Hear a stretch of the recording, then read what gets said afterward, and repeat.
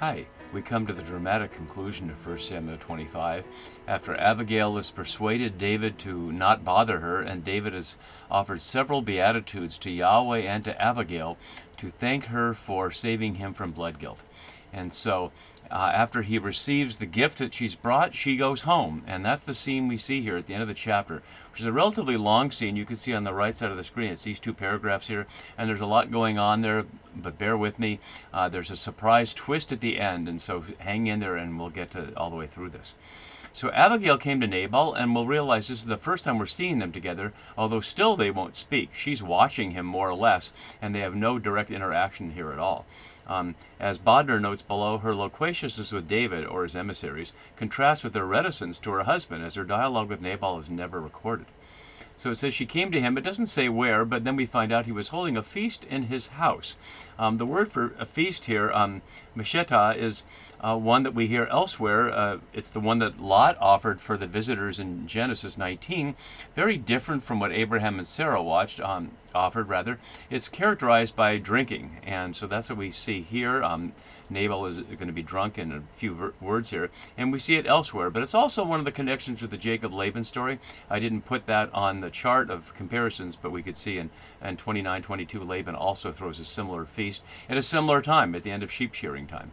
So it's in his house, which is unusual. Usually sheep shearing feasts would take place in the fields, and all the sheep shearers would be celebrating along with the owner, and it would be one of those relatively rare moments of relative equality between them. But this is in his house, suggesting it's over, and this classic image gives you some sense of that. But it's described like the feast of not a king, but the feast of the king, as Von Walde notes below. It's no small detail. As she says, the definite article shows that the narrator does not refer to a feast of a king, but to the one specific king. Nabal behaves like the king. His fate will be like Saul's.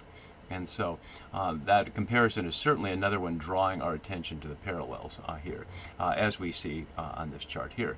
And there's two more to go to make those parallels complete. Nabal's heart was merry within him, and that plays out all the heart images that we saw in the keywords. I won't switch back and forth between those. Some of the other hearts were hidden in describing Nabal's interiority in Abigail's voice, but here it is here. Nabal's heart was merry within him, or literally good within him. Another one of the key words that's hidden behind the translation. For he was very drunk. Literally powerfully drunk, and miad, the word for powerfully, matches the power at the beginning. It was described in 25:2. Some scholars assume he's described as rich, but it actually never says that. It says he was a very powerful man, and we infer that that means wealth, and certainly he has the wealth of 3,000 sheep and 1,000 goats, but the text never specifically notes that he's wealthy. So in this case, his power has made him powerfully drunk. And we only saw it earlier at 1:13, where Eli mistakenly sees Hannah as drunk when she's praying.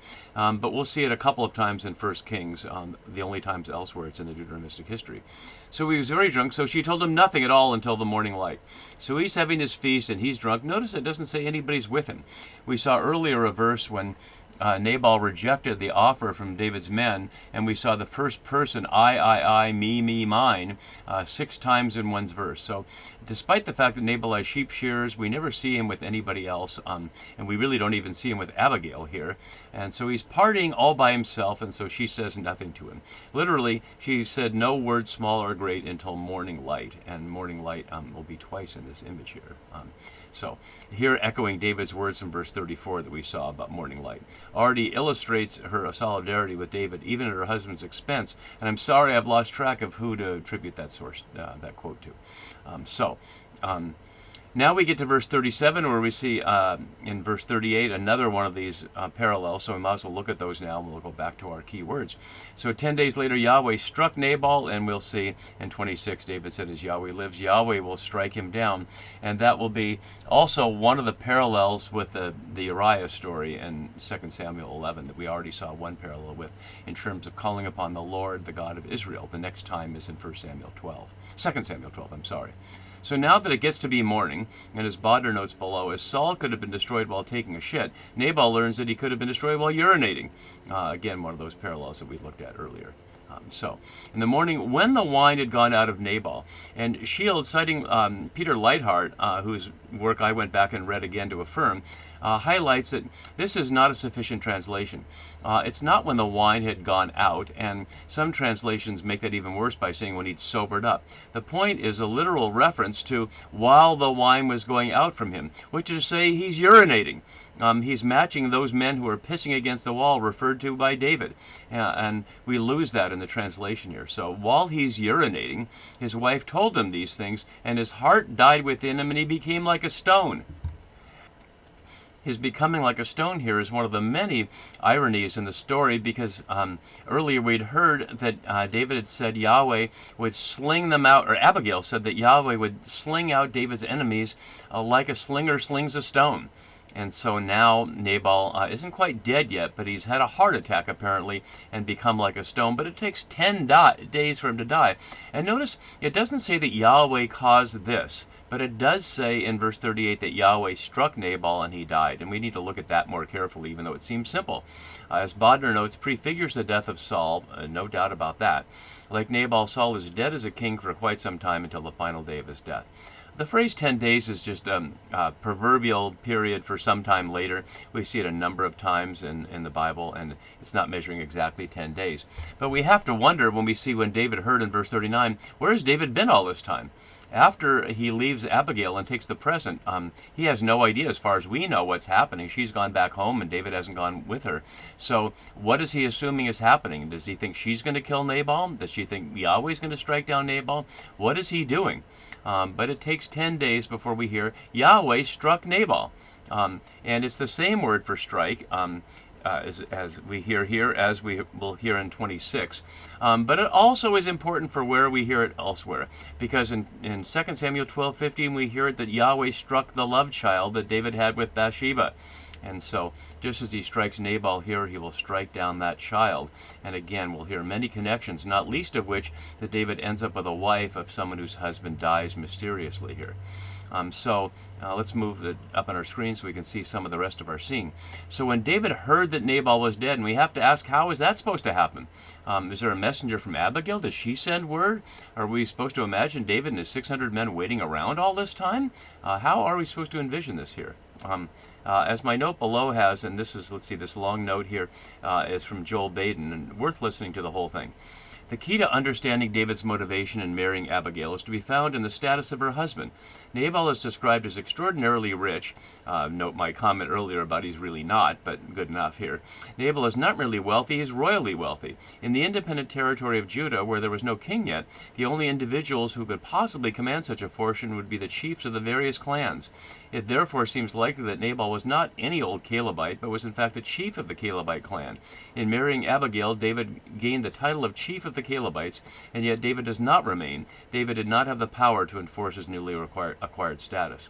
And seeing Nabal as a Calebite goes against what we heard earlier, that the description suggests he's like a dog, that we saw earlier that the way he was described does not suggest a member of a group, but an element of who he is. And yet there's an ambiguity enough there that Baden can reach that point. So when David heard that Nabal was dead, he said, "To whom?" He's still away. He hasn't come yet. We'll see in verse 40, David's servants came to Abigail, but it doesn't ever say that Abigail's servants came to David. So is he talking to his men, or is this just a soliloquy? We don't know. Another beatitude of Yahweh, blessed be Yahweh, who has judged the case of Nabal's insult to me. And there's a number of translation things we need to look at here. It twice uses the word reeb, which is the word for a covenant lawsuit, otherwise, for some kind of formal controversy. We saw it earlier in 1 Samuel 24:16. We see it here. We'll see it a couple more times in 2 Samuel. But it's usually something that people bring up in the Psalms or in the prophets, where they feel like the people in general have treated them badly and they need to go to Yahweh for justice. So this loses the double wordplay here of the noun and the verb of reeb. But insult here is disgrace, and we saw that earlier, and we saw it in 17:26 around Goliath threatening to disgrace the Israelites. We see it here, and we'll see it one more time, and I'll save that one for later because it's one we need to look at in its context. And has kept back his servant from evil, using another word. This is the fourth word, different word in Hebrew we've heard for restraining David for evil here. That's only one other time in 2 Samuel, really only one other time in the whole Deuteronomistic history. But many of the uses are late in late texts like Job and Proverbs, suggesting that perhaps this is a late addition, but I won't belabor that point. So has kept me his servant back from evil. Yahweh has returned the evil doing of Nabal upon his own head. And then David sent and wooed Abigail to make her his wife. And the New RSVs makes it sound like this is a romance, but is it? We need to look at the phrase send and take, and keep in mind that although it says wooed here, it is take. And I've taken these and made them into a chart. And taking is exactly what we are told in 1 Samuel 8 that kings do. And so we need to look at this in context to decide whether we think this is romantic or something akin to theft or even potentially rape. So we saw earlier in the first use that Samuel sent and brought David in, and there's certainly nothing suspicious there. But Saul sent messengers to take David, plainly to try to kill him, and it's his daughter Michal who protects David by saying he's sick. And similarly, here he sent messengers to take David, but his messengers come into a company of prophets, and the Spirit of God comes upon them, and they're not able to take David. More explicitly in chapter 20, he says, send and bring David, for you'll surely die, saying that to Jonathan. And then we have our scene here. In 2 Samuel, though, it's even more explicit. Ishbaal, don't worry about who he is for now, sent and took Michal from her husband Paltiel, and that was to give her back to David. So breaking up this second marriage that then he weeps walking. So plainly, this may have been an arranged marriage, but it's one that Paltiel felt strongly about, and sad that it was broken up. So there's force involved there. And similarly here, where he takes Saul's grandson, who comes to David and falls on his face and does obeisance. And similarly, of course, to go get Bathsheba, which is the most explicit parallel here. And then Joab sends a Tekoa to bring a wise woman. And there's no sexual interest, but certainly it's a pressure on her that the king's general takes her to be part of his plan to get to get David back in touch with Absalom. So with that in mind, let's put back our key words and pay attention more to the text as it finishes here. Because do we understand this as Abigail wants to be with David? At this point, he's just sending to take her. And it could end there, but there's another verse involved that highlights the ambiguity of it. Literally, this is to take, so it's take twice, to take, as Samuel warned the kings would do. As Brueggemann notes below, with this alliance with Abigail, David claimed considerable wealth, territory, and influence, which had been Nabal's and which helped form a political and economic base for his Hebron governance. And that's true for Brueggemann, whether or not Nabal can be understood as a Calebite chief or not. So then we have a couple more verses of this before the story ends on a twist. So back to verse 40 here. When David's servants came to Abigail at Carmel, and we think, why there? When we look at the atlas, we can see that Carmel and Maon are close together, but Maon is where the house is, and we just heard that Nabal had the feast at his house. Carmel is where the sheep are, so out in the open field as far as we know. So why would Abigail be there? We have no idea why, and that's the last reference to Carmel anywhere in the Masoretic text. So it certainly echoes back to the beginning of the story in the beginning of chapter 25, and there are a number of words that do that, including Abigail's hurrying here. But is it just for that purpose? It's hard to know what other reason there would be. So the servants come and say to her, David has sent us to you to take you to him as his wife, or as his woman. And so we realize here that what the narrator said is preliminary for what we see here. So here she gets the explicit invitation. David has sent us to take you. Could she say no? What would happen? We don't know how many of them come. Notice it says servants here. Earlier it said the young men, distinguishing it from his men. So we don't know if these are young or old or how many they are, whether they're armed or not. But she does it. She rose and bowed down with her face to the ground. And so she's going. Is she going because she wants to be David's wife? Or does she see that she really has no choice here? Did Bathsheba want to be David's wife? In either case, it's hard to know. And as my note below says, very much illustrating the way of women, as we heard in Genesis 31:35, having manipulated the situation and David to her own advantage, she plays underling to keep his authority intact. And that's one way to interpret it, but as I've been saying, that's not the only possible way. So she rose and bowed to the ground, framing with her entrance in verse 23, and said to them, and this translation really misses two important things. Your servant is a slave, and ironically it should be the other way around. Your slave is a servant. It leaves out another henna, behold. But the first one, Amma, is the one for slave, and the second one, Shifka, is the one for a marriageable young woman. We don't know how old Abigail is. Well, she's obviously already married, but we don't know how old Nabal is either. So we have no idea how old these people are, even though art tends to make Nabal look like an older man. Yet she's putting herself out as eligible. And she emphasizes that by saying to wash the feet of the servants of my Lord. And certainly it's not meant to be an invitation to some kind of sexual orgy, that she's going to have sex with all the servants. But certainly it is a sexual euphemism, as we see with yet another link to the Bathsheba story. Let's look at that briefly from 2 Samuel 11:8, where after David has already had sex with Bathsheba, he calls on her husband Uriah to say, go down to your house and wash your feet. But he won't do it. He slept at the entrance of the king's house. And so David is, of course, frustrated with that, and he ends up having him killed. But plainly, David's invitation to Uriah to wash his feet is to go home and have sex with his wife. So Abigail saying, your slave is a marriage-eligible younger woman available to wash the feet of the servants, is an invitation that she's accepting, or a response that she's accepting the invitation here. And, of course, that's exactly what happens. She got up hurriedly, again framing her action at the beginning, and rode away on the donkey, and suddenly we find she has 5 maids, or 5 slaves of her own. Maids is simply translating Shipha again, so as it does in Genesis around Rachel and Leah's young women. So these are described as attending her, or literally going at her foot. Yet one more occasion where the narrative covers over the feet theme here. So they're following at her foot, so she has her own relative hierarchy. And then she went after the messengers of David. They were described as servants of David, and now they're described as messengers of David, echoing verse 14 we heard earlier, and became his woman. And that could be the end, except it's not the end, and the lack of that being the end raises some really intriguing questions. We saw at the very beginning, and I can just bring it up here, that the beginning of the chapter was Samuel died, and all Israel assembled and mourned for him, and they buried him, which seemed to otherwise have nothing to do with the rest of the story. But it's certainly part of the frame, just as this is part of the frame here. David also married, or took, again, there's no specific word for married here, so took a number of times. I suppose I could have listed that as a key word, but it's only in this small part of the chapter, so I didn't. It's clustered as a number of key words are clustered. Ahinoam of Jezreel. And although there's another Ahinoam named earlier, the other Ahinoam is Saul's wife. And so what is that meaning? Let's look at it back in 1450. The name of Saul's wife was Ahinoam, daughter of Ahimaaz, and it doesn't say where she's from. It just says there she is.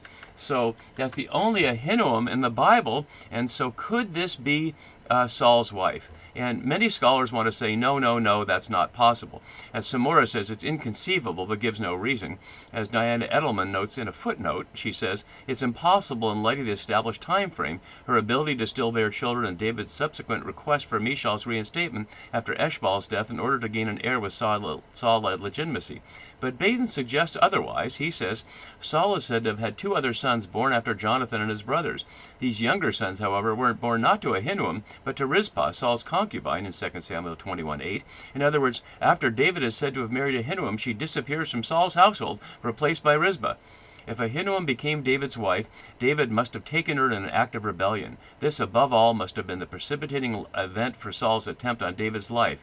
From the perspective of the biblical authors, this story simply could not be told. And yet, David will take other wives. We know he will take Bathsheba from Uriah. So perhaps this is what's implied here, given the echoes of the Uriah and Bathsheba story. We've already seen several of them for alert readers who know ahead, or readers later who will recall this. And there are more as well that aren't echoing from this immediate scene, but are echoing from the Bathsheba and Uriah scene back into earlier in this chapter and earlier in 1 Samuel. So whether Ahinoam of Jezreel is Saul's wife, we have to decide as we go. But both of them become his women. And what we'll see is they're always associated together. Let's just look at one example here. In 27:3, we hear David with his 2 wives, Ahinoam of Jezreel and Abigail of Carmel, Nabal's widow. But really it's Nabal's woman. There is no word for widow, just like there's no word for wife. So interestingly, it says, David's two women, Ahinoam of Jezreel and Abigail of Carmel, Nabal's woman. Even though we know that Nabal is dead, there's something very interesting going on there, and continuing to associate that. And as they are in Dikla Lauer's lovely image here, they're always associated together throughout the rest. In all these places, they're associated together. But it's not quite over yet. So in the final verse here, and we'll see the aftermath of this in 2 Samuel 3, Saul, and mentioned here for the first time explicitly, it started with Samuel and it ends with Saul. And as my note below suggests, they're both being replaced. Samuel and Michal by Abigail, and Saul and Nabal by David. And so Saul had given his daughter Michal, and as Willa Gaffney suggests here, there is neither precedent nor allowance for this in the Torah or in Israelite culture, which is to say, to take a daughter you've given in marriage and then take her away and give her to another man. And so, underscoring the royal power, we last saw her in chapter 19 when she was protecting David from her father, and we'll next see her in 2 Samuel 3 when she's returned to him. To Palti, son of Laish. He'll be called Paltiel there, and that's the one who weeps as Michal is taken away from him. We know nothing about him. It's presented as if we know who he is, but we don't. Who is from Galim, a word which means heaps, and it's only one other place in the Bible in Isaiah 10:30, but we really don't know where it is. It's understood as north of Jerusalem and perhaps the same as Gilgal. And then we go back to chapter 26 as if chapter 25 hasn't happened. So as we reach the end of this, it seems plain here that the verbal links here, as we see throughout this chapter, really show that chapter 25 is as much about the surrounding stories, about David's relationship with Saul and Yahweh, and how Saul would be gotten out of the way so David could be king. And what it reveals is that it won't happen by David's hand, it won't happen by David's sword, it'll happen by Yahweh striking him down. And that will happen later, but that won't stop David and Saul from having another chapter where they're chasing around, and David again will face the issue of harming the Lord's anointed. We'll get to the beginning of chapter 26 next time. See you then.